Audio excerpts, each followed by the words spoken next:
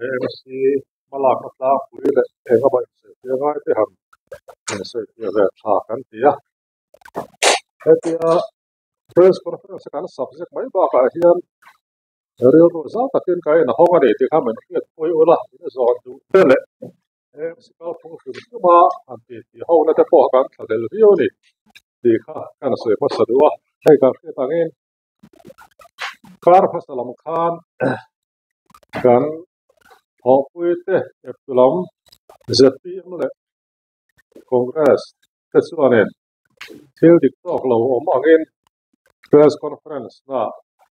MCR relai emane party te min beina thu emo chansin puna ma te le media te TV te kan lo huwa amai ro chu in tham te alo nai chho to in board of cooperators meeting budget session kan nei to na wangin borok tang siam ri no hin ti hian ngoi chu khote la kan ti ya amai ro se min ya lama ZPM thalai ten in sai ti ngam lo le in sai ti ngai tur ben phut na ta presentation han ti chuak le hei ka thau tu ten han ngai tua thu dik ke me puya hring hriat ngai hi kan mo phut na ni kan ti wangin ti hian som na kan han siam ta ani ti kha ma angin kan soi anga hei ka thu tak tak ka soi fine si tin mun hi sin ku me tan min ngai ve yo thina kan tu le ta to min the dar sa tha ti ra tangin kan lo ba tu ra tak pe jan khop we ro rel na mo pu tam tak kan han la si tin mun hi le lam atanga dek sor kan ni ve de te po hian ka han ria sai ele bi o ma zela dan zom tu ten om lai hian zom lo tu e ma za tan oma hei social media lama kan dit mun he lak lo thin maya karil ro lo om su miswal dan bo chatu te a hian miswal dan bo chatu te hi kan lu hi hai zo ke mo de chu hi ngai tu na oma ni mi fel na fing pui hian dan an lo bo chave tho bai box ya heta hian adik alai taka din hi hare mai de chuan hei tuan hnaya si chung changa thu dik tok lo he dara ni poi kan ti le ani na tak fi lo hlai na so ka pui in bel bol da ta na constitutional body poi mo tak mai si hian dem na tok in nok sak ang hiala ngai thei turen thu the dar ani ya chu hain bi pui te he ro dik lo taka hroi koi thei thil the dar chung changa press ni te kal tlang hian thu dik men puan sak turin kan nge tak me chu ni MCF to polten rural lai emne kan pu mo na te hi thu bel sian dol lo ani a hei what number 19 na by election kan nei do na pathian zara kan te thatak mai kan nei a temane chu chak ngei do na an hria ta wangin mi pui te real ru tiat du ala koi koi thei turin hei malak nan an ron pangani hi kan hria apoi mo khop maya pakhat na chuanin BOC Board of Councils kan meeting sang policy ne soi chung chang hi han soi la house in kan pa sa ti lo ti no lo house om na ti bor pa na kan ngai house wat pon te kan pa sa tu thang tim ala ni lo ti kha an so ya hei thil fiat lo wa liu ne kan ria BOC thutuk na hi ti lo ti zel ani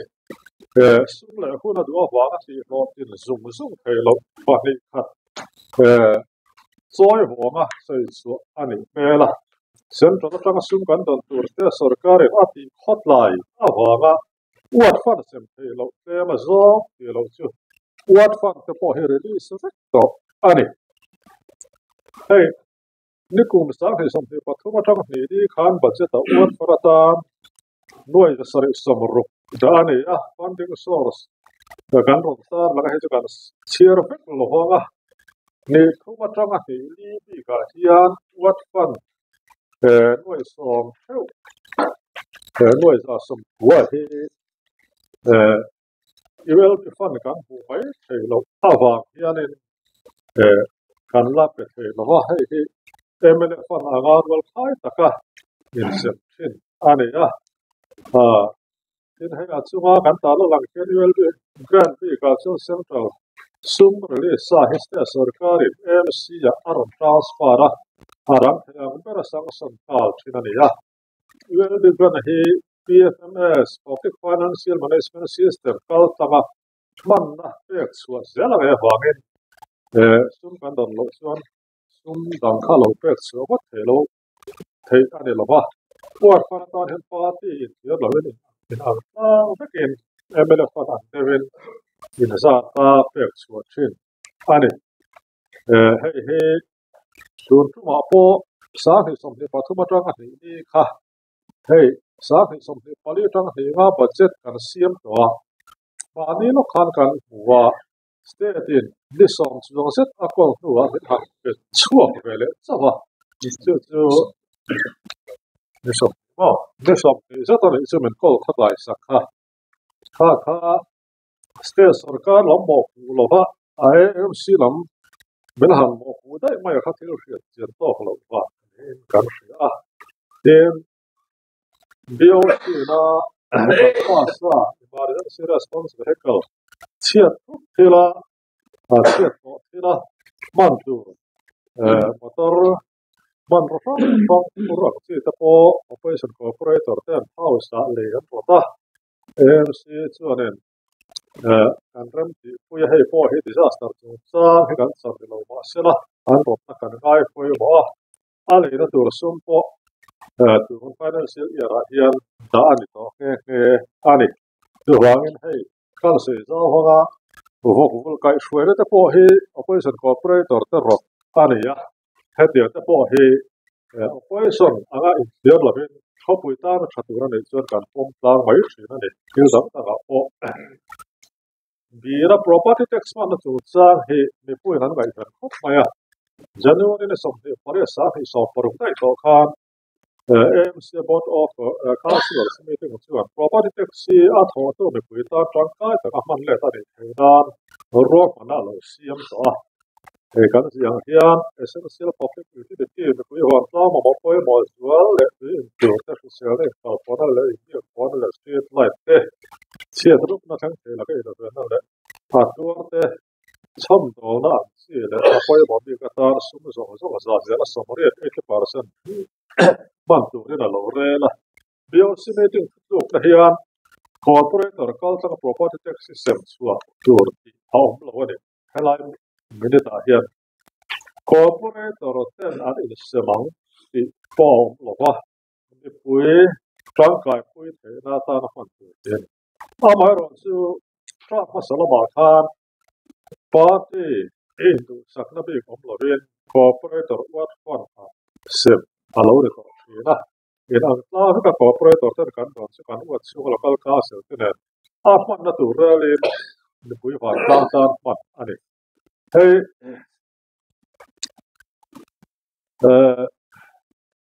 kan se bel do chu property tax kan han kon hianin hey tun tra ma hian ma kan son na sak maya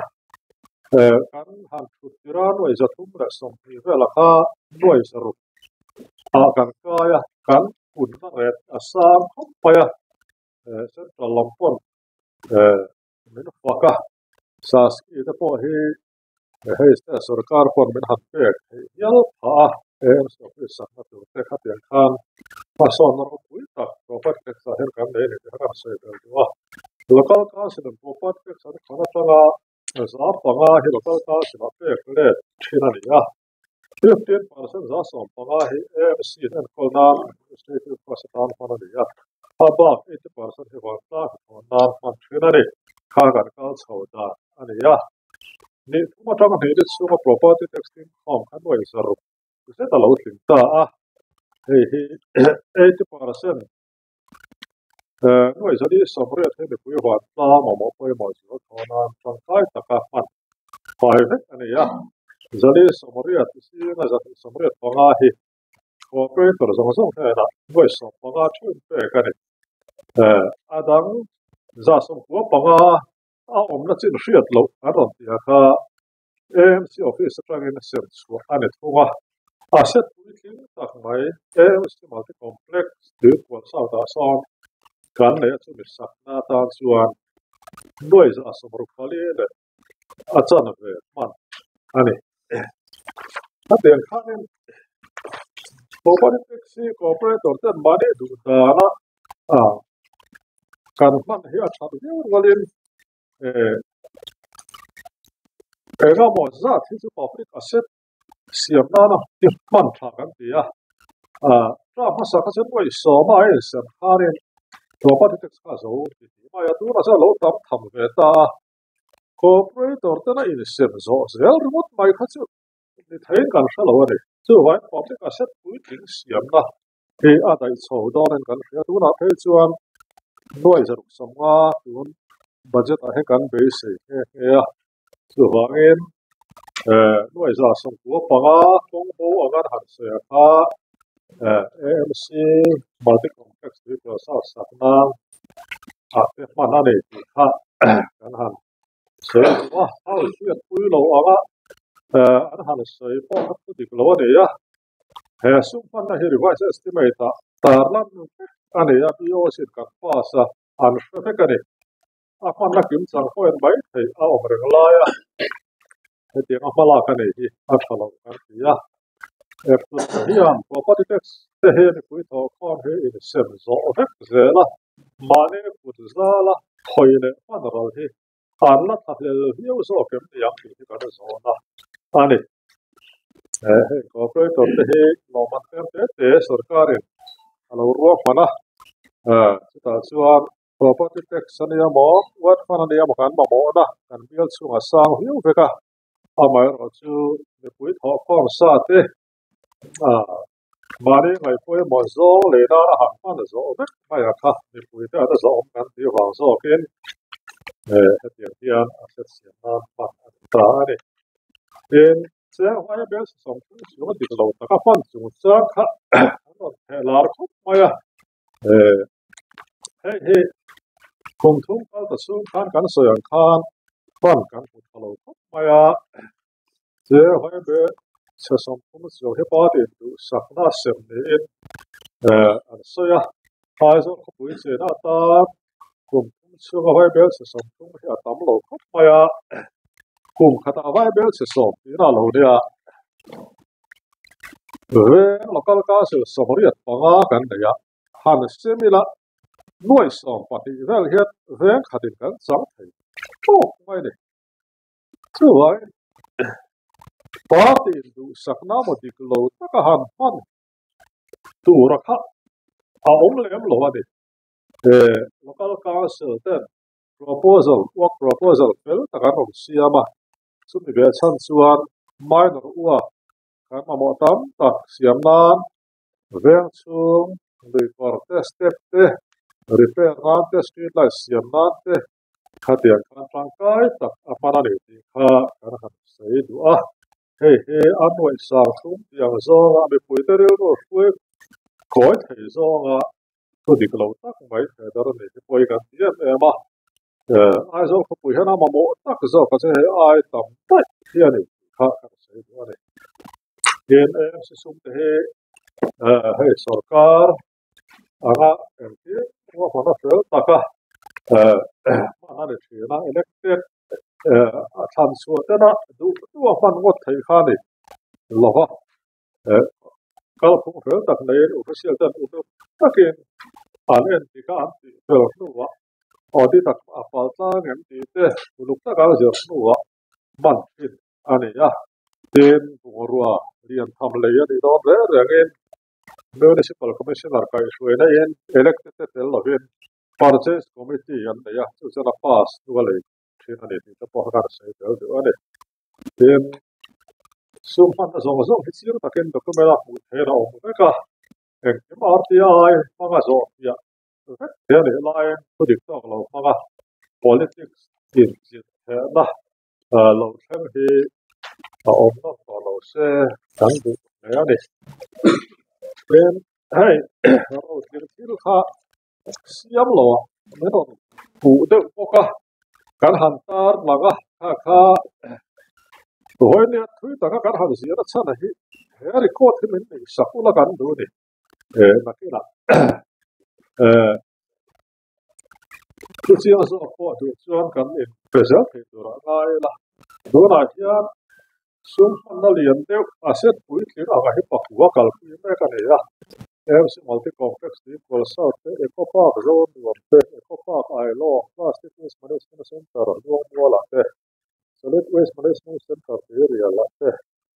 AMC Plaza Bongkon AMC Sport Complex Bongkon City Bus Terminal Bongkon King Market Approach Road heng zong zong ah hian Trump sa bul lo Trump to ti pui ting turin tun kan Trump chu ringot hian cheng hoi bel se sari chuang heng ah hian hom to ani ya ta po he athar din zela ti pui tin lo ai chuan सरकार मसायना अबुल लोटन तो हे पुइथिन छौ जेल हे पोय Moin kan ya ani en dor hon in saklei lai del hun chu rei ti he lo tal ja ro khai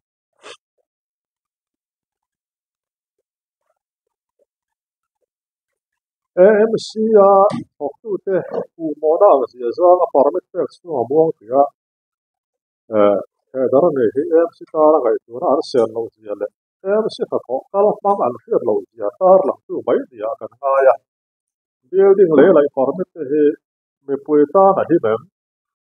AMC danan zo mem ti te unok taka em ti kan tu a pex wa chin ani ya me puita na him lo mai tu lo le dam zo mu mal lo wa ko pex wa mai tur kha ani lo chin maya he ti nga tu bel chen do lo wan ka dar ma hian AMC kal khum le din hi zir chiang ve se la thok tu en dai lo zia te ko mo pui thave se la he ti tu hian ka dar in kan ring lo ani AMC hian officer pakuat sia an oma gazette sangson posom pali lai hi arhu kan in enforcement inspector he pathu so kan ya technical sanction post ta 43% so to alani so vai phokin dai lo he na sai maya he post te to khaturin sarkara kan dil me ka tin sta sarkara post ya dil me ka ne boka thì là học từ từ từ học lối nó hơi do làm được cái thứ của thì trả lời cái việc lẽ ai ai do học quý export đã hiện hảo tất cả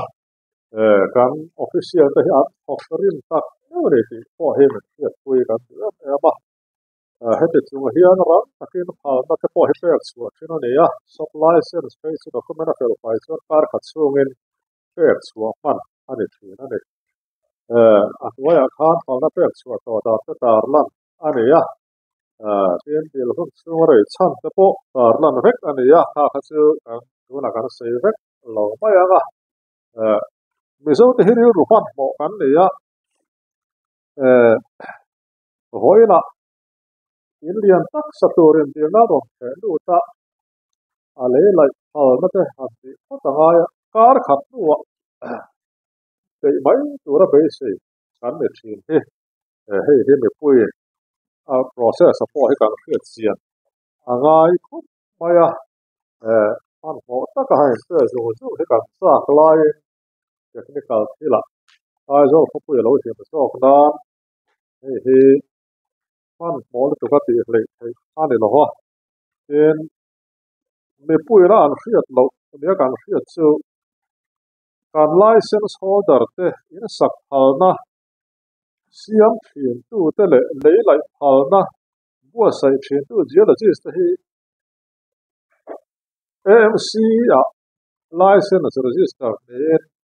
มีมัลเลยนาดังถกเตือนเดียนะ AMC ถกกันเดี๋ยวเราเนี่ยที่เขาเหมือนเชื่อสักเวลากันดูเขาไม่มีปุ้ยตั้มแต่เพียง AMC ถกเอาไว้นั่นง่ายทีนะ he license holder te he private company le mun da thok te AMC phalna pek te an ni tin hei social media bik takin tu tla kong petrol pump tur lai tu sang hi alar maya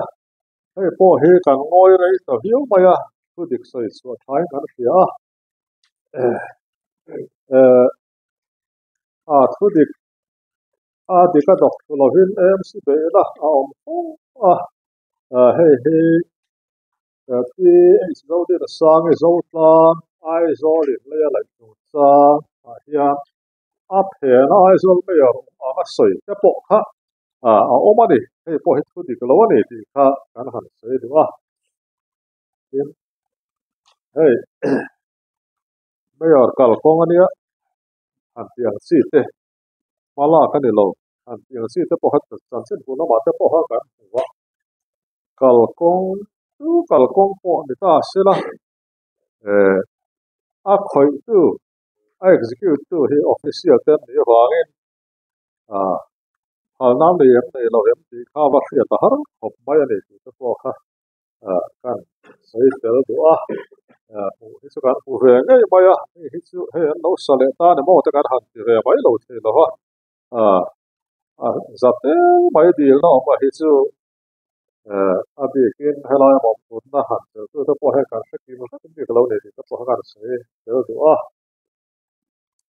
alai na dia tu hi pi zo di sang hi zo tla ya helai mun hi protected area huam chuang ani lo ani hi kan se tel tu ko ka protected area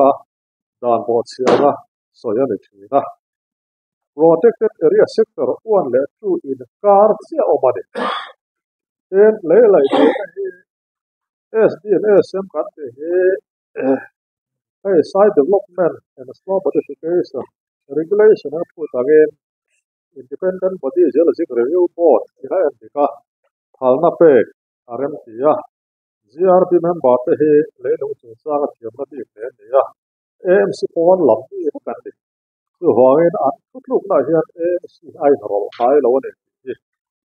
kan han sei du bok ani ti lai rol thei bok lo ani mi thiam chi sang office khata thok po ni lo te khatian chu khom khan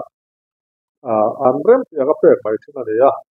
pi zo din sang hian po kon dur tla ro half long saka ale lai he ni som pi pale thale som pi pathum khan AMC ron ti la amra AMC chon an GRB tu hian siam tu ra da GRB tu plus asiam tu ra da ane ya GRB meeting hian uluk ta ka ngai tu nuwa approve kisan partit pe kan ta en kan han soilan do chu ke nei hian lei lai kai hruaina da na he regulation sa hi som pakhata kan pang cho wa helai sarkar kan thar kan nuwa he petrol pump tur he sa hi som pasari dai to khan lei lai phal na hi directorate of geology and mineral resources directorate of geology and mining atang nan lo putai to ni then DC district magistrate atang in NOCL lo dei ya tel diam to boka then BRTF kan han ti 74 RCC ke atang in right of way kong kam han phal na hi an lo nei thap boka AMC October de som ni pakwa sa hi som ni pakhata dan kan le ko so wa heta hian dan angin dan zom kim na ang chawin an ron ti le mai zo ka ni a ma khan eng kim phal na kha a kong nei tu BRTF ne atang ten DC ne atang ten geology and mining atang ten eng kim an lo nei tel vek to ani ti kha kan se du AMC angin mo khan a san pa in ro na kan nei lo ha a mai ro chu GRB ina this is siam aga permission effect so mai ne kha kan sei du ani then in sakle le la ko ga hian sa takin dan agin ma kan la em so official te pawh na ha hle a hetiang kara melu lu fal tlem te tu te mo huanga em sipung han tem mai zel hi adik berang em ti te pawh hi ngai tuanga ya se tanga an ti dan angin a ro rel na hi municipality area hian khau tewin kalpui tai la mi in te nor cherum rumin dor te han nor chevel tai la kan Christian na nei hian in milem kan mizo si nei hian in milem ti te pawh hi kan ngai tua kan zo ang em ti te pawh hi kan ngai tua ani en dor mun sang sanga mun tereu te kan nei a dan thara chuan setback area te kan han ti a fitli tollu tur sira po fitli athunga po fitli ti all tur kan han ti a bong kona te dor pui phaya te han lek don tai la site tina fitli kan tollu hek chuan in sak ngai na hi om lo ani a then chu fit som pati bial pas te khan lo ni sia chu wangin in riat thiam na ne na aizol kho pui hi en kol angai kho maya chu wangin pui te du khop lo na po hi kan ria a mai ro chu khau ta ka kal hi kho pui ta na thaberin kan hre lo ba kan zom da thei dan to ka hi kan ngai tu tel zel ani ti kha ke pui to rin kan ngai tu bok sewa tira to ba chuwa a top la ba chuan incinerator chu sa khan ron thai lang boka solid waste management center ti riala incinerator bol lo hal ral na e ste sarkar ruang pan na le sum bin pe ka le ani trai ron kalpui mek nin aman la pek swalo po hi boi sok ni por luang zet alo oma a tho dan tur anga a tho nuwa so hang poi sa hi pek swani dona tuna hian incinerator hian a tho dan tur anga a tho thei ri lova hian ta nei hwangin company lamte siam thaturin filan ni to le kha po hoi ngo bazat thona ni to ane lampo hian palak an tum thu le kha an ron thon to ani incinerator supply turin tender hangin MSAG Smart Logistics India Private Limited Hyderabad te khan chuan ni ya agreement te mumal taka ziakin supply tiran ni ya khan fel an ni ma hianin achang chu hei cooperator hovin officer ten apuna an en fia vek nuwa order hi so ani tuna hian operator training su kan lo lo hawin ai kol dan tur te ani da tur ang takin ala kal thei lo ha pollution control board atanga phal na ala ne lo ko ka a call he dogen kan laran thei lo ha commission thei ani vel training mal taka kal pui tum ani ya a chu tianga ten su ke dan ko thu ra chuan dan kai le mal taka ha thok thei tu ra kan in ngai ani MC la company ayo in trial ranata na sinna result akha chang choin incinerator hi da to ta mai le a thok thok thei lo a lui ang te soi na te po oma hei hi en chin na trial run result mai kha ni ti na ya ta tha em chu cha hian em ma kan officer te mo a thok tu te mo helaya ruling party te mo an mo puna tu ro om lo de kan se duwa tena top ra chuan tu haya officer tam tak kan serki le thok tu poi mo tak tak te an son kuala municipal lampo me ron khoya municipal kan commissioner le joint municipal commissioner he arwalin min son sak thut maya min bar khai khop mai hei he mai alom ngai lovin kan ria office pakhata a het pakli han som chua chu kan hnai na tur lo thei don lo project kal pui lai te le ai zol me pui ta na service kan pek tam takte a ti thuan op thei don a malak na kal lai tam tak he alu berla dot tu arwala min lak sak hi chuan me puin kan tur na sat le donin kan ria sarkar po he me ko hian in en nom le sela municipal he me pui te kan thei to kan suwa atel lo hian aizol ko pui hi au thei to lo hwangin kan ho tu lu te pahnih arwala som chu chang hi chu ngai tu thale turin kan du tak mewa arwal kher lo hian nakina an hna kal zel dang tu continuity thengin AMC kal dang tu ra ti buai do ra hwangin hei kan du lo tak se ta ne ho hoen ne kan ha soi tel du bok ani